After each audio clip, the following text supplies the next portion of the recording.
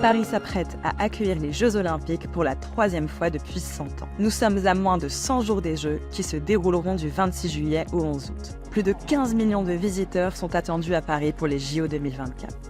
10 500 athlètes de 206 nations concourront dans 32 sports olympiques et 22 sports paralympiques. Avant de vous laisser gagner par l'excitation des Jeux, voici 3 questions relatives aux droits humains à garder à l'esprit à propos des JO en France. Premièrement, les autorités françaises expulsent les personnes qui vivent dans la rue ou qui squattent des bâtiments abandonnés, dont de nombreux migrants, pour faire place aux constructions et aux événements liés aux Jeux Olympiques. Des militants français ont mis en garde contre le nettoyage social à Paris et dans sa banlieue et contre le manque d'hébergement d'urgence à l'approche des Jeux.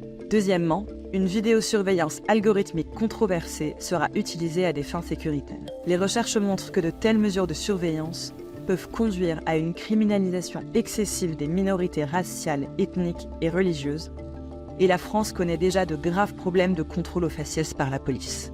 Ces mesures de surveillance portent également atteinte au droit à la vie privée et à la liberté de réunion et d'association.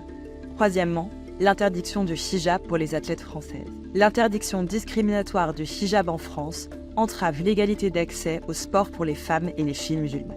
Par exemple, la Fédération française de basketball n'autorise pas les femmes et les filles qui portent le hijab à participer à des compétitions sportives. Il n'y a de place pour aucune forme de discrimination dans le sport, ce qui signifie que les femmes et les filles ont le droit de ne pas faire l'objet de restrictions discriminatoires. Les manifestations sportives telles que les JO peuvent accroître le risque de violation durable des droits humains, mais elles sont également l'occasion de susciter un soutien international pour mettre fin à ces violations. Si vous regardez les Jeux, faites entendre votre voix. Il est inacceptable que des abus soient commis au nom du sport.